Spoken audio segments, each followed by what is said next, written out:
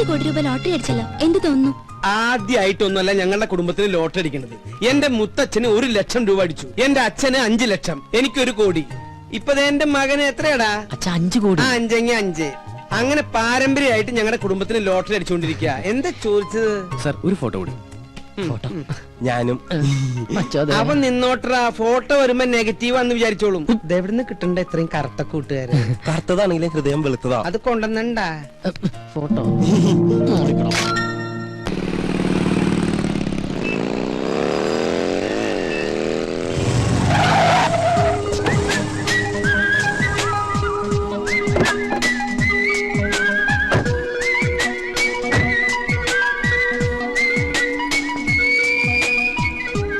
ഗോപ, treat വേണം.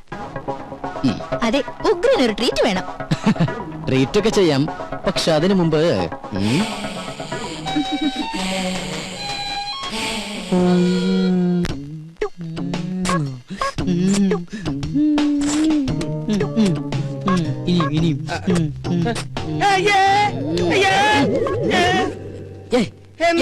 എന്താ? അയ്യേ പിശാശ്, ഇത്ര കാലത്ത് നേരം വെളുത്തോ? നേരം വെളുത്തൊന്ന് ടോർച്ചടിച്ച് നോക്കടാ. ഞാനൊരു മനോഹരമായ സ്വപ്നം കണ്ടു കിടക്കായിരുന്നു. എന്ത് സ്വപ്നാടാ നീ കണ്ടത്? അത് തന്തമാരോട് പറയാൻ പാടില്ല, അടൽസോളിയാ. നീ അച്ഛനോട് പറയില്ലേ? പറയാൻ പാടില്ല കിളവാ. എന്നാ ഇന്ന് മുതൽ നീ ഇവിടെ ഒറ്റയ്ക്ക് കിടന്നോ, താഴെ പോയി മുറി കിടന്നോളാം. അതൊന്നും ശരിയാ. അതേ ശരിയാവൂ. ഇങ്ങനത്തെ വൃത്തികെട്ട സ്വപ്നങ്ങൾ കാണുന്ന ഒരു മകന്റെ കൂടെ എനിക്ക് കിടക്കാനാവില്ല. ഇങ്ങനെ ഒരു ഇൻസിഡന്റ് ഉണ്ടായപ്പോഴാണ് എന്റെ അച്ഛൻ എന്നെ പിടിച്ച് വേറൊരു മുറി കയറ്റി കിടത്തിയത്. നീ പോയി ചായയുടെ. ചായടാനാ? ഇന്ന് ചൊവ്വാഴ്ച അച്ഛന്റെ ദിവസമല്ലേ മോനെ? ഞാൻ നിന്നിൽ നിന്ന് മറച്ചു വെച്ചൊരു സത്യമുണ്ട്. എന്താ? എന്താ? നീ ആരോടെങ്കിലും പറയൂ? ഇല്ല, എന്റെ അച്ഛൻ അച്ഛനല്ലേ. പുറത്തെണ്ടി അവിടുന്ന്. അതല്ല, ചൊവ്വാഴ്ച കാരണന്മാര് ചായ ഇടാൻ പാടില്ല എന്നുള്ള സത്യമാണ് ഞാൻ നിന്നിൽ നിന്ന് മറച്ചു വെച്ചത്. നീ പോയി ചായയുടെ. ആരാ ബലടിക്കുന്നത് ഞാൻ നോക്കിട്ട് വരാം. എനിക്ക് ചായ ഇടാൻ പറ്റില്ല. ഈ കണക്കിന് അച്ഛനൊരു പെണ്ണ് കിട്ടുന്നതാ നല്ലത്. നീ എന്താ പറഞ്ഞേ? ഒന്നുകൂടി പറഞ്ഞടാ. ഈ കണക്കിന് ഞാനൊരു പെണ്ണ് കിട്ടുന്നതാ നല്ലതെന്ന്. പോടാ പട്ടിയ ഇവിടുന്ന്.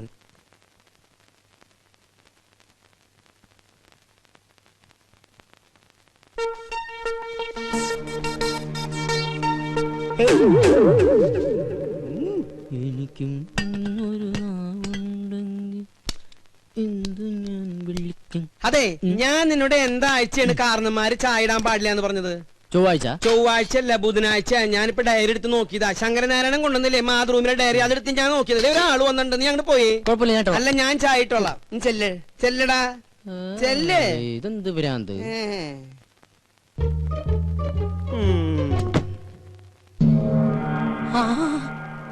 തോമാച്ച സാറോ? വാ സാറേ. സാറ് വല്ലാണ്ട് കറുത്തു. ഭാര്യ പിള്ളേരൊന്നും വന്നില്ല സാറേ. അവള് പ്രസവത്തിന് പോയിരിക്ക. 6ാമത്തെ അല്ലേ? അപ്പൊ സാറിപ്പോ ബാങ്കിൽ നിന്ന് പോവാറില്ലേ? ഗോപാ, ഞാൻ അച്ഛനെ വിളിക്കാം. എന്തിനാ? എടാ, എന്റെ പേഴ്സണൽ റിസ്കിലാണ് നിങ്ങൾക്ക് ഞാനന്ന് ഹൗസിംഗ് ലോൺ അനുവദിച്ചു തന്നത്. അറിയാം. അതിന് 10 മാസത്തെ ഡ്യൂസ് അല്ലേ വരുത്തിയിട്ടുള്ളൂ. മിടുക്കൻ.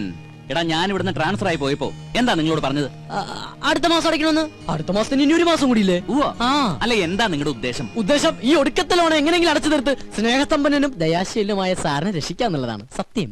ഞാൻ ചത്ത് മണ്ണടിച്ചിട്ടായിരിക്കും. നല്ലവരല്ലേ, ദൈവം വേഗം വിളിക്കും. സാർ വേണ്ട. ദേഹത്ത് തൊട്ടുള്ള സംസാരം ഒന്നും വേണ്ട. സത്യം പറയാലോ, സാർ ഒരു ശുദ്ധ മണ്ടന. സോറി, ശുദ്ധ പാവ. ഒരു കാര്യം ചെയ്യാം. ഞാൻ ഈ 5 ലക്ഷം രൂപ ഒറ്റ മാസത്തിനുള്ളിൽ ഒരുമിച്ചടയ്ക്കാന്ന് വിചാരിക്കാം. എനിക്ക് എത്ര രൂപ ഇളവ് തരാൻ പറ്റും? പരിഹസിക്കുക? ആത്മാർത്ഥമായിട്ടാണ് സാറേ. ഇന്നേക്ക് ഒറ്റ മാസത്തിനുള്ളിൽ സാറിന്റെ കംപ്ലീറ്റ് എമൗണ്ട് ഞാൻ അടച്ചു തീർത്തിരിക്കും. ഉറപ്പാണോ? ഉറപ്പ്. എന്റെ അച്ഛനാണ് സത്യം. ഇത് ഞാൻ അവസാനമായിട്ട് വിശ്വസിക്കാം. വാക്കുമാറൂല്ലോ. അരവിന്ദാക്ഷൻ നായരെ. ഓ, ദേ വന്നു. എന്തേ? ആരായിരുന്നു ഗോപാദ്? ഓഹോ, ഏത്? ഇപ്പൊ വന്നില്ലേ? അതാ, അത് നമ്മുടെ അപ്പുറത്തെ വീട്ടിലെ രമച്ചേച്ചില്ലേ? രമച്ചേച്ചിന്റെ ഹസ്ബൻഡ് ഗൾഫിൽ നിന്ന് വന്നിട്ടുണ്ട്. അപ്പൊ അച്ഛനെ വൈകിട്ടൊന്ന് കാണണമെന്ന്. അവര് 2 ആളുണ്ടായിരുന്ന? ഇല്ല. എന്തായി? നമ്മുടെ വീടിന് ലോൺ തന്നില്ലേ ഒരു ബാങ്ക് മാനേജർ? ആ മാനേജറുടെ ഒരു ചായ. ഓ, ചായ റെഡിയായി. അച്ഛൻ എനിക്കിട്ട് മലപ്പുറം പാര വെക്കായിരുന്നല്ലേ? എന്താ ഗോപാ നീ പറയണേ? സ്വന്തം മകനിട്ട് ഏതെങ്കിലും തന്ത പാര പണി? ഈ ലോകത്ത് ഒരു തന്ത പണിയില്ല, പക്ഷെ എന്റെ തന്ത പണി. സത്യം. ഞാൻ ബാത്റൂമിൽ പോയിട്ടില്ല. അച്ഛാ, ദൈവമേ, ഇനി ഏത് കുരിശാണാവോ? ആരായാലും ഗോപനില്ല. ഞാൻ സോമനാ. ഏത് സോമൻ? സോമസുന്ദരൻ. എന്താ സോമസുന്ദര? ഗോപന് പൈസ കൊടുക്കാൻ വന്നതാ. ഗോപൻ ഇവിടെ ഉണ്ട്. ഗോപൻ കുളിക്കാ. ഗോപാ, എന്താ അച്ഛാ? നിന്നെ ആ സോമസുന്ദരൻ വിളിക്കണു. ഞാൻ റെഡിയാണ് അച്ഛാ. എന്താ സോമേട്ട എന്നെ വിളിച്ചു അറിഞ്ഞു? നിനക്ക് കുഴപ്പമൊന്നുമില്ലല്ലോ? ഓ ഇല്ല. ആഹാ കോളുവല്ലോണ്ടാ? കോളുണ്ട്. ആ 500 നിനക്ക്, 1500 ഓ എനിക്ക്. ആയിക്കോട്ടെ. ഇത് അതെ എന്റെ ശകുനത്തിന് സാലറി ഒന്ന് കൂട്ടി കിട്ടിയാ കൊള്ളായിരുന്നു. 3-4 ബുക്കിംഗ് വേറെ ഉണ്ട്. ഇന്ന് രാവിലെ ഒരു ശകുനം നിന്നിട്ട് വന്നേള്ളൂ. ഇനി നമ്മുടെ ശാന്തയുടെ വീട്ടിലും ബാലപ്പഞ്ചാന്റെ വീട്ടിലും കൂടി ഇരിക്കും. അതെ, നീ അത്ര ബിസി ആണെങ്കിൽ ഞാൻ വേറെ ആളെ നോക്കിക്കോളാം. ആയിക്കോട്ടെ. ആ എന്നാ അതുങ്ങതാ. അല്ല അല്ലാകില്ല ഒന്നും വേണ്ട. ഈ ഒരു കാര്യം മനസ്സിലാക്കും, എന്റെ സാറിന് ഇതിലൊന്നും വിശ്വാസം ഉണ്ടായിട്ടല്ല, പിന്നെ ഇതെല്ലാം എന്റെ സമ്മർദ്ദം കൊണ്ടാണ്. പിന്നെ സാർ കേസ് ജയിക്കുന്നത് നീ ശകുനം നിൽക്കുന്നോണ്ടല്ല, അങ്ങേരുടെ കഴിവുകൊണ്ട്. നിന്റെ ശകുനത്തിന്റെ ഗുണം കൊണ്ടാണെങ്കിൽ നിന്റെ അച്ഛൻ ഇവിടെ ഇങ്ങനെ കരപ്പനം പിടിച്ച് കിടക്കില്ലായിരുന്നല്ലോ, എന്നോ കോടീശ്വരനായനെ. എന്റെ അച്ഛന് കരപ്പനാ? കരപ്പൻ ഞാനൊരു എക്സാമ്പിൾ പറഞ്ഞതാ. ഇനി നീ പറ, ഇതിവിടെ വെച്ച് നിർത്തണോ തുടരണോ? തുടരാം. തുടരാം. സാറിന്റെ ബെൽ മറക്കണ്ട, കൃത്യം 9 മണി. ശുക്ലാംബരധരം വിഷ്ണും ശശിവർണം ചതുർഭുജം പ്രസന്നവദനം ധ്യായേത് സർവ.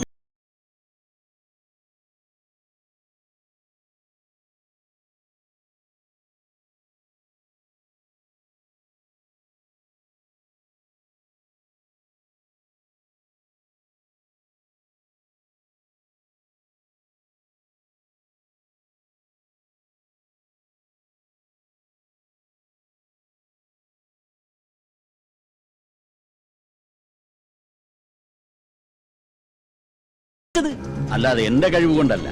അല്ലാതെ താൻ പാതി ദൈവം പാതി എന്നാണല്ലോ പ്രമാണം. പോരാത്തതിന് ഇന്നത്തെ എതിർ വക്കീല് കസ്തൂരി മാഡമാണല്ലോ. കോടതിയിൽ ഇന്ന് നടക്കാൻ പോകുന്നത് ഭാര്യയും ഭർത്താവും തമ്മിലുള്ള യുദ്ധമാണെന്ന് ആൾക്കാർ പറയുന്നത്. അതെ, യുദ്ധം തന്നെയാ. ഇനി കസ്തൂരിയല്ല, കോടതിയിലെ സകല വക്കീലന്മാർ വാദിച്ചാലും ഈ കേസിൽ രംഗസ്വാമി തന്നെ ജയിക്കും. ജയിക്കും. നമുക്ക് കാണാലോ. എതിർഭാഗത്ത് രംഗസ്വാമി ആയതുകൊണ്ട് തന്നെ ഇതെന്റെ പ്രസ്റ്റീജ് ഇഷ്യൂ കൂടിയാ. സോ ഐ പ്രോമിസ് യു, ഞാൻ ഈ കേസ് ജയിച്ചിരിക്കും.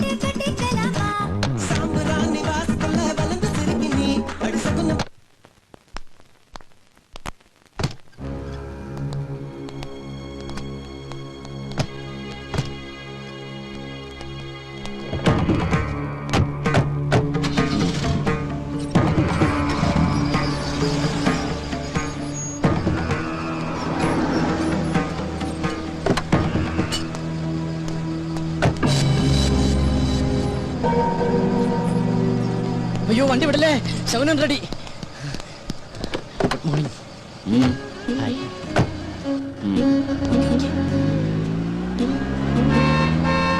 അയ്യോ മേ, മാമി കൊള്ളാല.